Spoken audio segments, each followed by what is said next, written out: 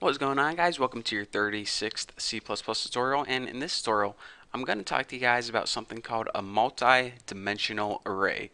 Now, a multi-dimensional array is basically an array inside another array. So yeah, think about that for a little bit and get freaked out. You might be thinking, whoa, this reminds me of Inception, a dream within a dream.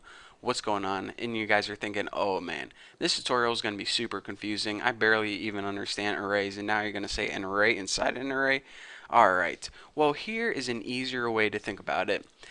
If you ever, use Microsoft Excel or maybe use MySQL, think of it as a database or a table. A multi-dimensional array is basically made up of rows and columns. So this is the easiest way where you can think of it, and it's basically whenever someone has information and they want to organize it in rows and columns, they use a multi-dimensional array. So let's go ahead and create one right now, and I'll show you guys the syntax for it. Go ahead and pretend you're creating a basic array. I'm going to name mine Sally, and instead of a one square bracket, it actually takes two square brackets. In the first square bracket, you write how many rows do you want to have in your array. Let's keep it simple and say we want to have an array with 2 rows. And for the second one, it's basically columns. How many columns do you want to have in your array? So let's go ahead and add 3 columns. So now we have a row, now we have basically a table that's 2 rows by 3 columns, aka there are 6 elements in this array.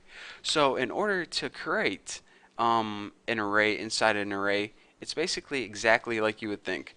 Go ahead and make your array, and just to tell you guys this, code blocks gets freaked out whenever you try to put squirrely brackets inside other squirrely brackets, so that's why it might be messing up when you try typing it.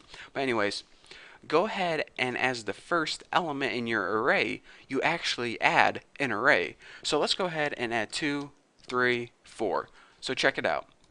We have an array 2, 3, 4 inside another array, and this smaller array is the first row. So now let's go ahead and make our second row or second array. Add a comma, and like I said, code blocks gets freaked out whenever you try to do it, so it might be weird. But let's go ahead and in this array put 8, 9, and 10. So we basically made 2 different arrays. One array is 2, 3, 4, and the other array is 8, 9, 10. So we said, alright, we're creating a multi-dimensional array consisting of 2 different arrays. Each array is a row, and each value is going to be a column. And remember to separate your arrays with a comma. So basically, this is an array made up of 2 smaller arrays. So let me go ahead and draw this for you guys visually. Like I said, there are 2 different rows. One is 2, 3, and 4, and the other one is 8, 9, and 10. So visually, this is what our array looks like. This is all one array that's basically made up of this array, 2, 3, and 4, and this array, 8, 9, and 10. 2, 3, and 4 is on top, 8, 9, and 10 is on bottom, 2 rows, 3 columns. Pretty simple, huh? So anyways, the basics of this is anytime you want to create a multi-dimensional array, go ahead and list number of rows, number of columns, and for the number of rows, that's how many arrays you create, and for the number of columns, that's how many values you add to each array. And then you end up with something like this. So if you're saying, alright, now how do I reference, how do I get to each element in that array? Well, let's go ahead and just print it out on the screen.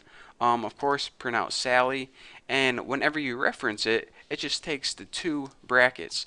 The first index you need is what row is it in, and remember, the first row starts with 0, so anytime we want to access the element in this first row, we need to go ahead and put 0. Now remember, 2 is going to be 0, 3 is going to be 1, and 4 is going to be 2. So if you write 0, 2, it's going to look at the 0th row, which is the first run, and the second element, which is actually 0, 1, 2. So it's going to go 0, 2, and that's going to give us our 4. It's basically just like coordinates. I don't know why I didn't say that before, it didn't cross my mind, but basically multi-dimensional arrays are exactly like coordinates. You rest the coordinate here, start with 0, and the coordinate here. So if you want to reference 9, that would be 0, 1, So go ahead and type 1 for that. And 0, 1 right there. So that, let's go ahead and print that out. And I got my 9. So basically, a multi-dimensional array, just like Inception, is an array or more than one array inside a bigger array. It's pretty much an array made up of arrays instead of values. And what it does is it gives you the idea that you can create a table basically made up of rows and columns.